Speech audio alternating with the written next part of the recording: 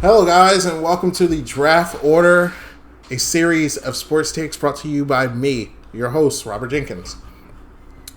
Hello, guys, and before we get into the show, make sure to like, comment, and subscribe. I really appreciate the engagement. A couple notable stories in the world of sports that we're not going to get a full episode on today. Super Bowl has been set. Seattle Seahawks versus the New England Patriots. We got Drake May, the MVP candidate, anchoring the quick rebuild by Mike Vrabel. And then we got Sam Darnold, the redemption story, Mike Donald, the new kid on the block coach.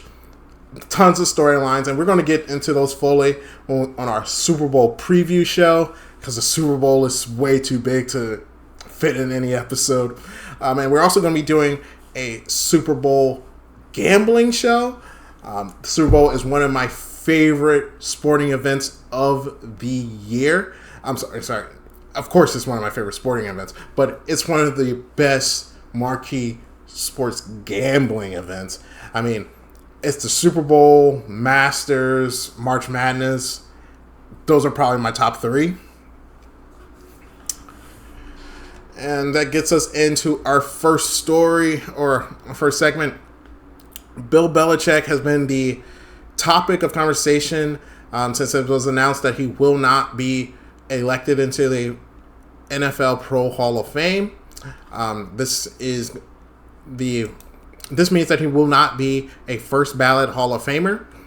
And a lot of people have come out to speak on this. The overwhelming opinion is that this has been a travesty.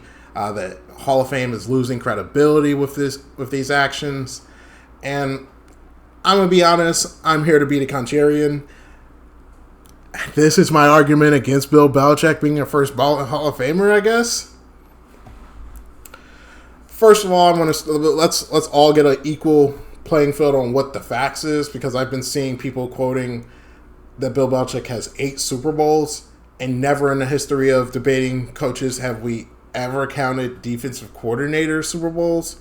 So let's just cut that out right now. The 6th Super Bowl champ, Bill Belichick. And then let's talk about the flaws of his candidacy.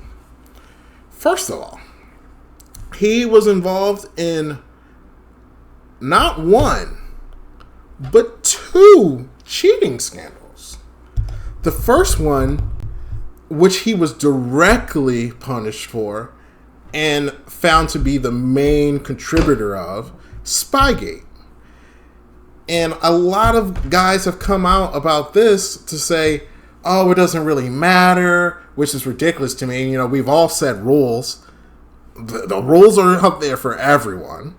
And if you go against the rules, there should be consequences. But people are saying, well, everybody was doing it, and if you weren't doing it, you were trying to do it. To me, that is just another knock against Bill Belichick, because even if you say everybody was out here doing it, he still was the one who got caught. And at the end of the day, that's all that matters. He was the one that got caught. He's the one that is labeled a cheater. And if everybody was doing it, it sounds like he lacked the skill. Because it seems like a NFL head coaching skill is to be able to know how to steal the practice tape of their opponents. And I'm going to try to leave my bias at the door here, but I truly feel like this cheating scandal cost another chance for me to see my team, the Indianapolis Colts, in the Super Bowl in Deflategate, in which this one landed at the feet of Tom Brady. But at the end of the day, Bill Belichick is his boss, and he runs that organization, as he has said himself multiple times. So there's no excuse. He should know that the balls were being deflated outside of rules. And then if you can just ignore away the cheating, there's also the argument that outside of having the greatest player of all time in Tom Brady,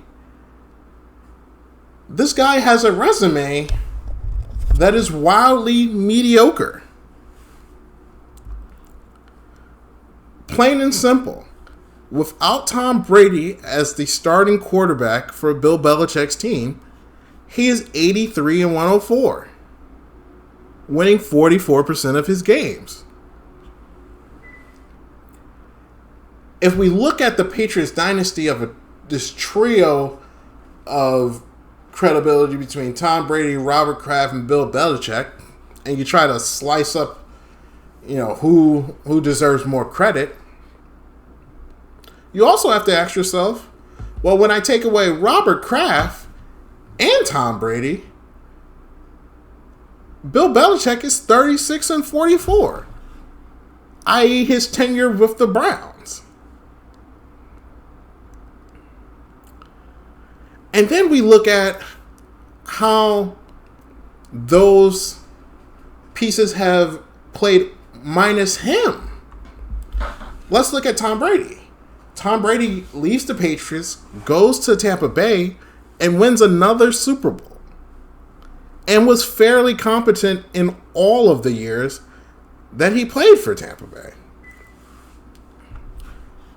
And then you have Robert Kraft, who ran a couple years with Bill Belichick, which was very unsuccessful, as his record without Tom Brady would show you. And then fires Bill, brings in O.J. Mayo, and has the quick resolve to move off him and bring in a all-star coach in Mike Vrabel. And guess what? Now they're back on their way to the Super Bowl. So Bill Belichick without Brady and Robert Kraft is average to below average. But Robert Kraft and Tom Brady can get to Super Bowls without Bill.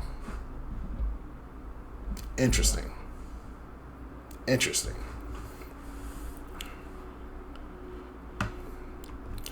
I also think this narrative that is being spun is very disrespectful to the other four candidates that were on that ballot for Hall of Fame.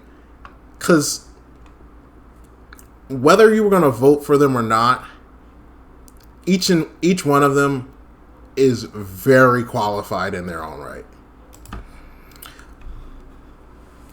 And the voting process dictates that to get into the Hall of Fame as a coach, you're put into a bracket with 3 senior player contributors. So these are guys that have been on the Hall of Fame ballot multiple times.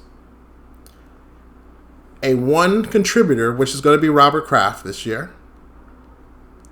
And then, of course, the coach was Bill Belichick. And you need to receive 3 out of the 5 votes from 40 out of the 50 voters.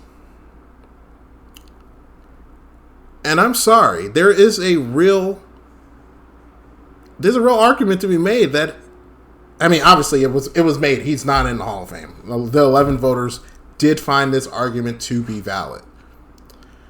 But if you go down the list of potential inductees, they were asked to decide between Robert Craig, the literal inventor of the 1,000-yard rushing, 1,000-yard receiving club. A club that to this day only has 3 members in it. Him, Marshall Faulk, and Christian McCaffrey. Those other 2 are Hall of Famers, bona fide. You add Roger Craig's 3 Super Bowls, I think he probably should get in 2. If I had a ballot, he would got in one of my 3. And I think that's unarguable. Roger Craig, of the people that are, even of there, I see them as very qualified. I think that he is number 1 on the ballot of this 5. And then you have Ken Anderson, who is one of 5 MVP winning players to not be in the Hall of Fame. Rounding out the last senior player, L.C. Greenwood, starting defensive end for the Pittsburgh Steelers, the Steel Curtain era. 4-time Super Bowl winner, 2-time All-Pro. It's a pretty good resume, you know? And I'm going to be honest with you. Give me 4 player Super Bowls over 6 coach Super Bowls any day. Especially since I've already proven that Bill Belichick doesn't necessarily, he definitely doesn't earn as much credit for the Super Bowls as Tom Brady. And we start to see Robert Kraft was holding his weight in that process. Because as the contributor on that ballot, Robert Kraft also has 6 Super Bowls. And as I've already said, he's turned the quarter around and we now are, the Patriots are on the doorstep of winning another championship. But to really hone in that he was a very worthy contributor to those Super Bowls, I want to remind you guys that Bill Belichick almost threw a Super Bowl away. The 2018 New England Patriots championship team would have never happened if it wasn't for Robert Kraft. Because Bill Belichick wanted to trade the greatest player of all time in Tom Brady and start Jimmy Garoppolo. And if it wasn't for for Robert Kraft forcing the trade to San Francisco behind Bill's back, that is exactly what would have happened.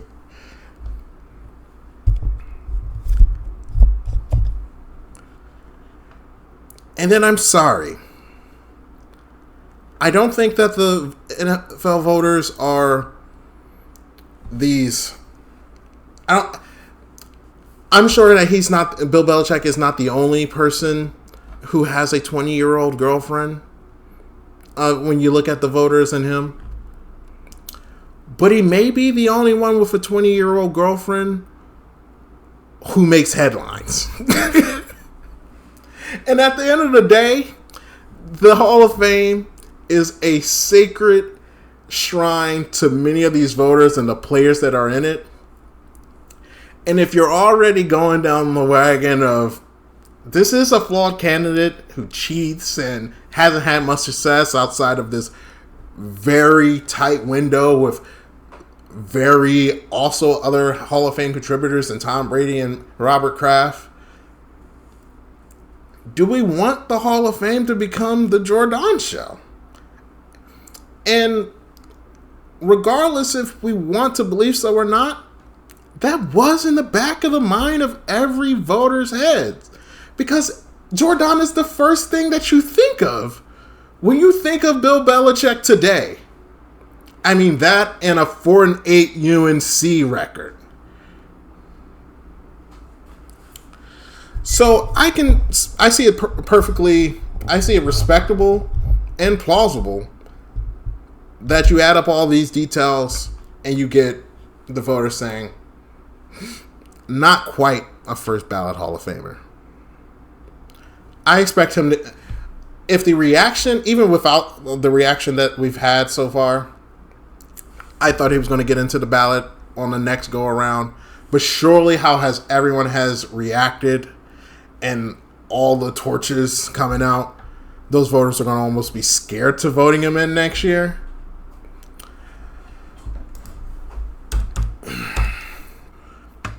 Hello guys and welcome back. Okay, let's get into the Champions League phase. Man, that is a lot to say.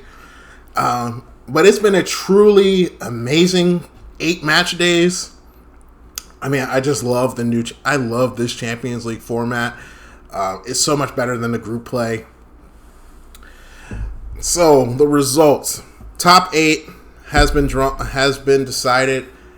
Big story. Five of the 6 English Premier League teams have qualified for the automatic bids for the round of 16 by coming in the top 8 of the league phase. My take on that is, while you can't take away from some of these English Premier League teams. I mean, Arsenal's been great. Chelsea's been playing great. And Spurs, despite being terrible, terrible in the Premier League, has found their footing in the Champions League. I think what is not being talked about here is that it is an embarrassment of riches for the English teams versus a lot of these other European teams. Yeah, we have teams with big payrolls like Bayern Munich and Real Madrid that can rival to the English Premier League teams, and as we get into the late stages, you will see that happen. Real Madrid will knock off a Premier League team. Bayern will beat Premier League teams. It's not like they're running away with winning the title every year. But you need to look at taking away country restrictions from the league phase, because essentially the 6 English teams make up half of the top 12 highest spenders in the Champions League, and restricting them from being able to play against each other, you do put some really low payrolls against these ultra rich clubs.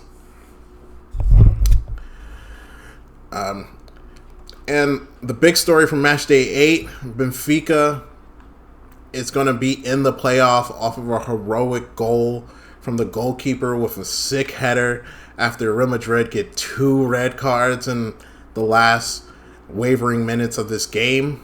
A complete fall apart by Real Madrid. And as we look on to the future, Champions League matchups have been announced. Let's look at this bracket here. Obviously, there's still a lot of matches to be decided. I wish they really did the hypothetical where the round of 16 was going to be when they did the playoff draw, so we can get a full bracket to talk about. But I digress. Here we go. Galatasaray versus Juventus. That should be a really good game. Victor Osimhen leading out there for Galatasaray. Juventus has had some trouble with their striker options, not to any fault of their own. They've been bringing in a lot of talent to play in that position, but they're not getting the goals. So that should be a game that could swing either way through 2 legs. Then we got Dortmund versus Atlanta. I'm going to take Atlanta to win that game. I really like the pace that they show. PSG versus Monaco. You got to take the French giant to beat the Monaco rival. Real Madrid and Benfica getting a rematch. Over 2 legs, I do not think that Benfica can get the heroics that they needed to get into this league, to get into this playoff. I'm going to take Real Madrid on the landslide there. Another easy one, Korabag versus Newcastle. And you got to take Newcastle, as I said. The budgets of these Premier League teams. Olympiacos versus Bayern Leverkusen. Olympiacos has played really well throughout this Champions League phase. They're also holding steady in the Super League in Greece. I think they could make an upset here against Bayer Leverkusen. Also, you got here. What have we got else? We got Boda Glimt versus Inter. I know Manchester City really wanted that rematch, but I think Inter is going to take care of Boda Glimt. They got their heroics against Man City, really great on them, and they've played well throughout this Champions League. I mean, I did not expect them to be in this playoff, but I think this is where this ends for them. And then Atletico Madrid versus Club Brugge. Club Brugge could make a upset here. Atletico Madrid has had a lot of players coming out of their squad versus coming in on this January transfer window. So I think this could be an upset. And overall, my top 3 for that I think could really win this Champions League. Starting off with number 3, Bayern Munich. Harry Kane has been playing at the very, very high level, and this team has beaten 7 of their 8 opponents, only losing to Arsenal, who looks just like a pure juggernaut, undefeated in the Champions League and leading in the Premier League. And then I also like Real Madrid. I like this idea that Real Madrid is going to be like a old school Miami U team. They basically Mbappe pulls a coup against the coach, gets him fired.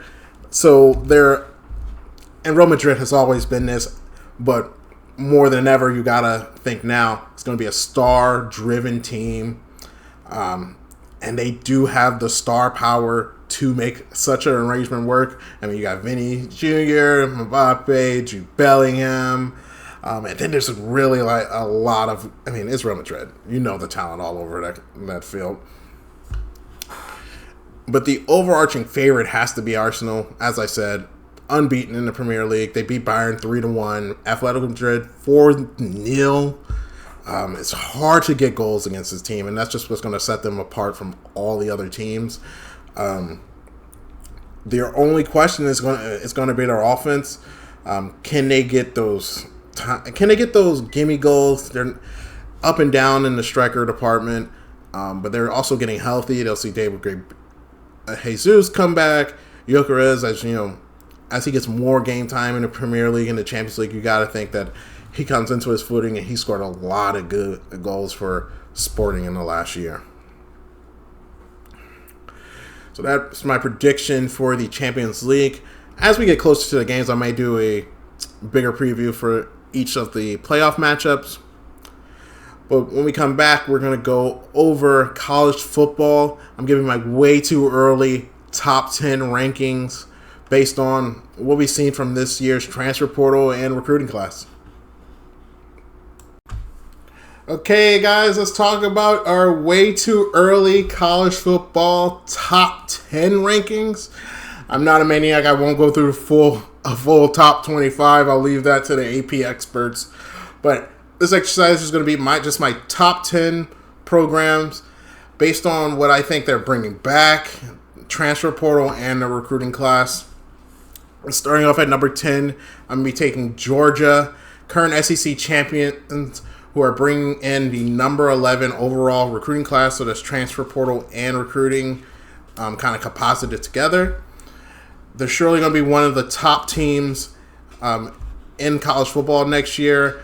They're bringing back their starting quarterback, a lot of defensive talent. And number 9, we're going to take Alabama, who is bringing back the number 5 overall recruiting class. I also just generally like Kellen DeBoer as a coach. I think he'll keep them as one of the contenders for the playoffs every year.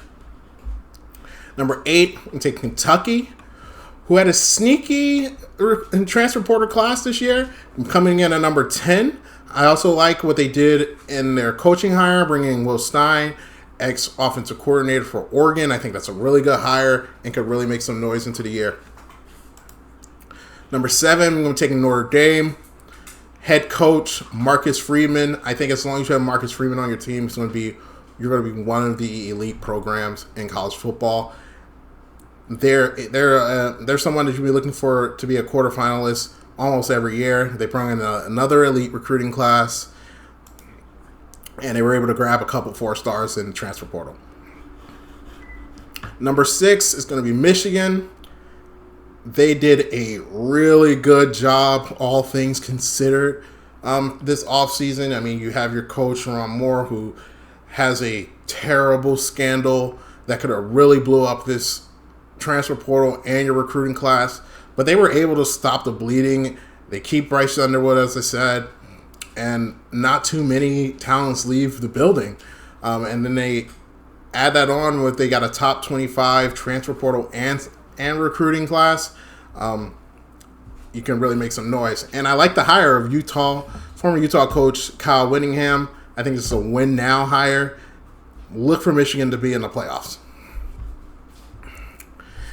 And number 5, I'm taking Texas, who number 5 and up, this is when you really see who made noise this offseason.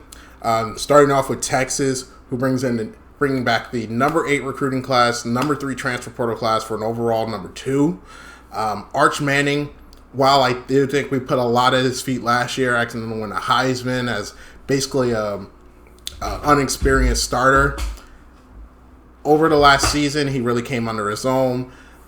He has a lot of a game experience now, not just against the one-off against San Jose State when Quinn Ewers got hurt 2 years ago. I think behind a full season, you look at what they added: 2 bona fide receivers in Cam Coleman and 5-star recruit Jermaine Bishop.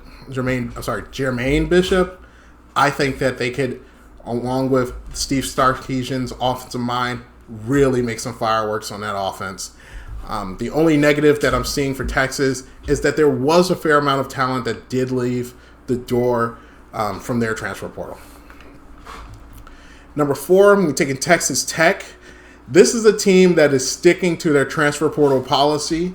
They bring in the number 2 quarterback in the class in Brendan Sorsberry, highly recruited out of Cincinnati. A lot of teams wanted him. And then they put all their money on the meat and potatoes of this team. The number of edge rushers, D linemen, and offensive tackles in their portal list is amazing. I didn't think a team needed that many, honestly. Number 3, LSU. They bring in Lane Kiffin, so they got a top coach coming into the fold. And then we've heard the talk of the resources that he was going to be given to use to build this roster. He has put them to work, bringing in the number 1 transfer portal class and the number 11 recruiting class. When you look at your outgoings, incomings, 4 stars left the building for LSU this offseason, and they replaced them with 3 5-stars and 11 4-stars. Of that recruiting class, you also bring in 3 of the top 5 overall portal recruits, including Sam Levitt, who was the number 1 quarterback and number 1 overall player available. Number 2 is Oregon. This is a team who's bringing back a lot of returning talent that Dan Lanning has been developing over a course of many years. They had a couple precision transfers, I would say, to fill some key needs for the squad. And then you're also bringing the number 3 recruiting class in, just bringing in reinforcements that could probably help in here and there. That's what I'm looking for out of your recruiting class. But overall, they're building for the future.